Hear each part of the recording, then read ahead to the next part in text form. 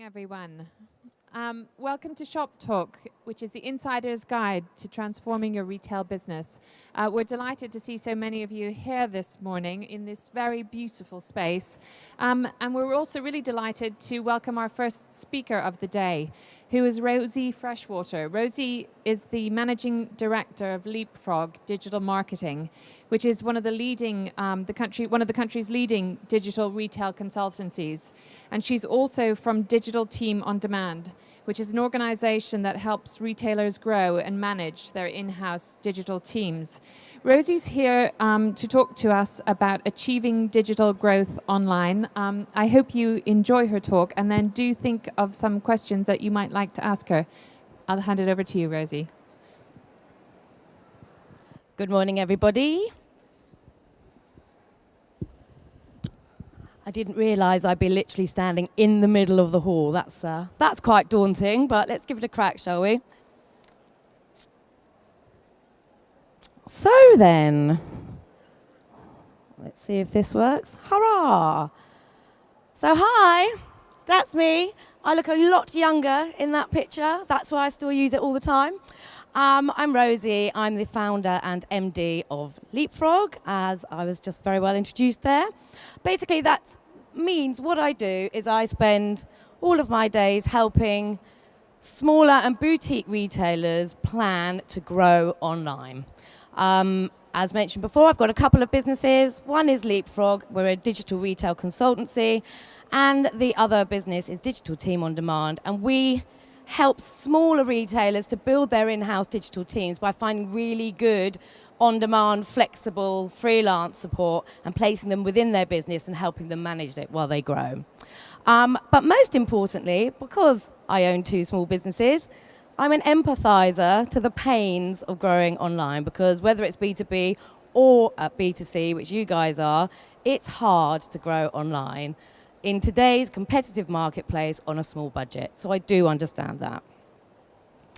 So there's some really interesting and important facts about Leapfrogg, but the one I want to focus on most is the fact that everything we do is based around the customer. Every strategy we put together, every content plan is focused on helping our retail customers to understand who their customer is and what experience they should be offering them as part of that strategy and helping them to plan to deliver that experience to their customers. Just to show, I hopefully know what I'm talking about. Here's some lovely brands that we work with, one of which is right just around the corner there. So hopefully that underlines that I do know. I have a lot of experience of working with boutique and luxury growing retailers and brands. Okay, so what I'm here to talk to you about today is, in this very, very competitive marketplace, a lot of small and boutique retailers are almost bamboozled and scared by growing digitally. By being here, you've obviously got nails selling to wholesale, but selling direct online, which we all know can be more profitable, is very hard because there's a lot of bigger retailers out there who are dominating the market and have really big budgets. So what I want to talk to you about today is just how smaller retailers can be a bit more clever by putting an in-depth knowledge of the customer at the heart of their marketing, or if you like, working out how to personalize the experience that you're giving your customers to the people you particularly want to buy your products. So let's start with just a little bit of a walk round of the customer journey. We all know the 4 stages of the customer journey. It starts with awareness. So even when you're not in buying mode, if someone was to say to you, name me some luxury watch brands, you would be aware of a number of people that sold expensive watches. Then something happens in the customer's life which triggers a need to make a purchase. So they move round into what we call the period of active consideration. So that's the time in which they're deciding who to buy from, what product to buy, and they're weighing up a huge amount of different things to help them make that decision. And that active consideration is taking place on a number of different touch points. It could be all online, it could be part online, part with social groups, it could be in store, but there's a lot going on in that particular part of the buying journey, which then brings someone round to choose, I'm going to buy that item from that brand and that retailer at that time. And that's when they move into conversion or purchase. Then what happens after that purchase makes the difference between whether that customer becomes loyal and buys from them next time they have a similar need, or decides they're just going to go right back round into the same period of consideration next time they want to make a similar purchase. So what retailers should be really focusing on is how they can make that post-purchase experience as good as the experience to get them round to purchase in the first place, so they keep coming back and buying from you, because it's much cheaper to sell again to the same people than it is to acquire them in the first place. So they're the 4 stages of the buying journey. But I wonder how many of you have actually taken the time to really think about the experience that the customer needs, or your customers in particular needs, at each stage. So just to highlight, at any point in the buying journey, there is a huge amount going on in your customers' brains. There's many different elements that need to all come together in the same time, in the right place, to deliver the right emotional response in order to get your customer or your potential customer to make that purchase. So we've got things like, of course, you need to be selling the right product, but it needs to be at the right price for that person. It needs to deliver personal value to that person as they make that purchase. You need to be offering the right service. They need to be able to engage with your brand. They need to be able to buy on the right channel for them, or deliberate over their purchase on the right touch point. So all of these things have to happen in the right way to deliver that right experience for your customers. And that's tricky. Just to underline this, what I did with my team once, we had a little bit of a brainstorm, and in 5 minutes, we brainstormed all of the different touch points we could think of that a brand could use to engage with their customer at any point of the buying journey. Now, I'm not expecting you to be able to read any of the words in these circles, but it just goes to show in 5 minutes how many we came up with. So even for the active consideration period, I think we had 28 different touch points that we came up with that a brand could potentially engage with their customer on. And they're only the touch points, because actually then what we went on to do was then we brainstormed all the different marketing tactics which actually altered or changed or delivered an experience on those touch points. So that's when the picture starts getting, frankly, quite scary for smaller retailers. But if I zoom in a little bit more, just on Facebook and Twitter, in one stage of the buying journey, I think we counted 19 different marketing tactics that the marketing team of a smaller brand needs to decide whether they're going to employ to deliver the right experience for their customer. So the beauty of taking a step back to really try and think about your customer and who they are and what they want from you is actually a brilliant way of making the picture less scary, because it helps you to cut down and cut through the noise of all of those different tactics that are available to you. And it helps you to just pick the touch points and the marketing tactics which are right for your customer. Helps you save budget, time and resource by being far more focused with your marketing activity. So what do you need to know about your customers to help you start going down that journey and cutting out all that noise?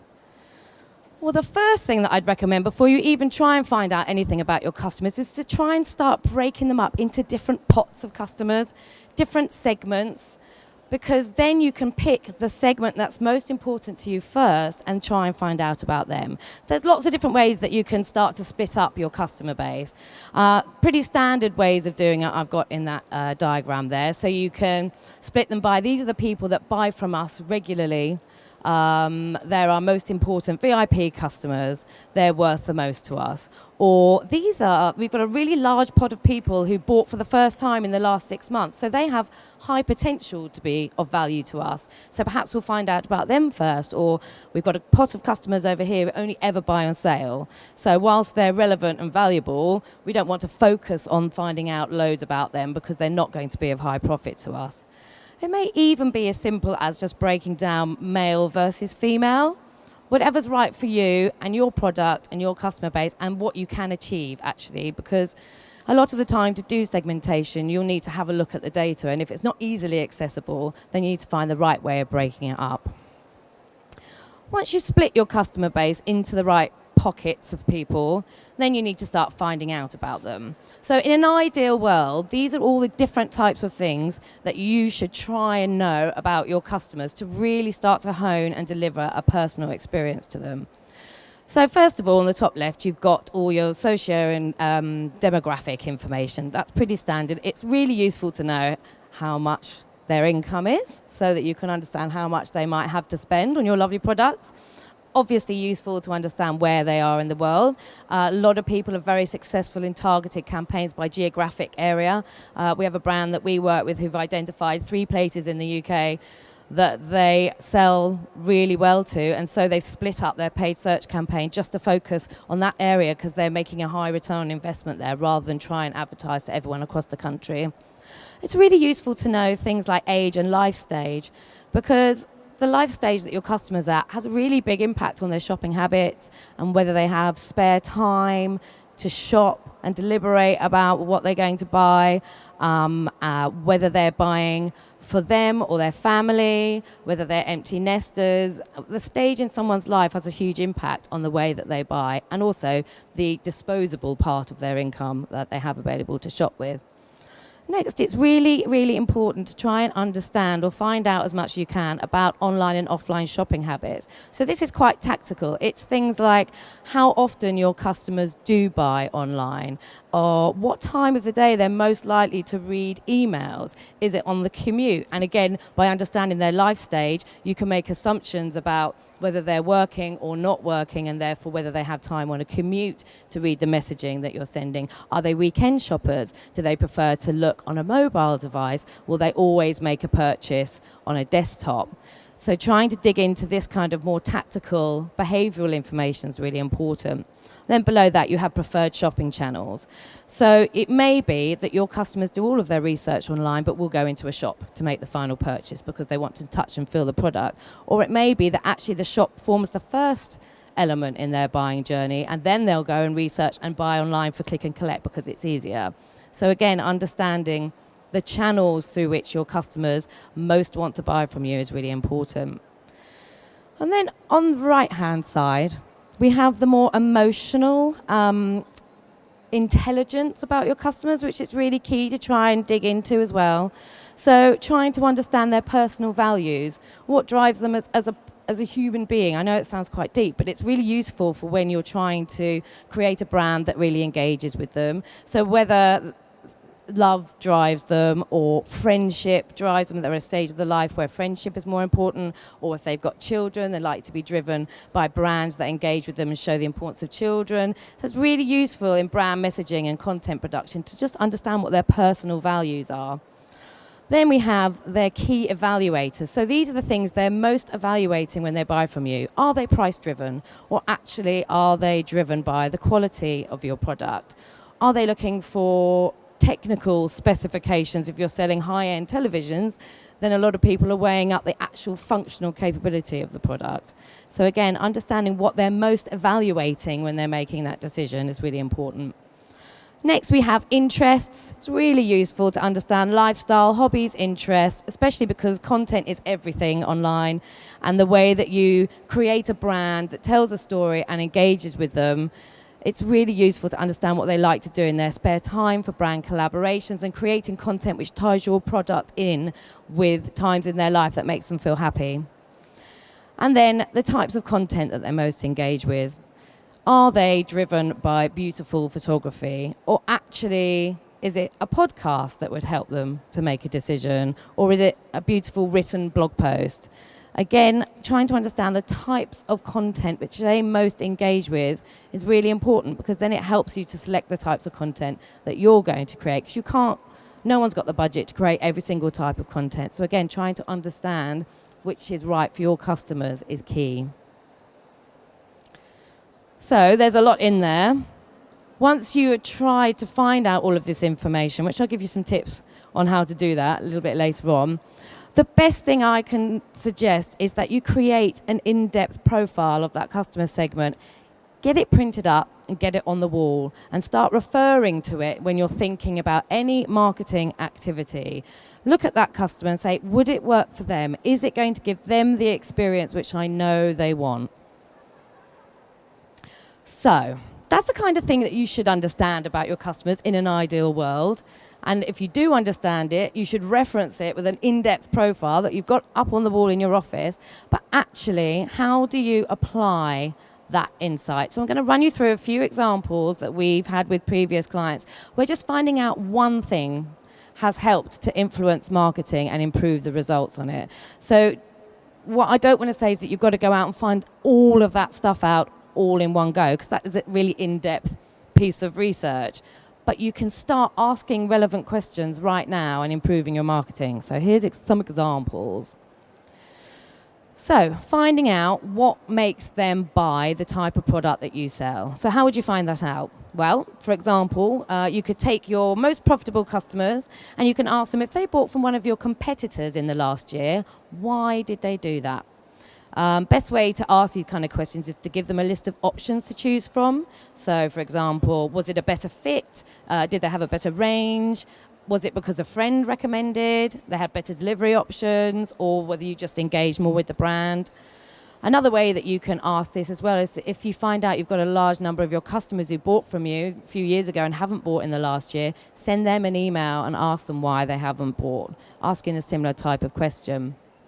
So how can you use what you find to personalize and improve the experience? Well, you can use that to fix the reasons why they bought elsewhere. So, for example, if they said they bought elsewhere because the fit was better, then improve the size and fit details on your product pages.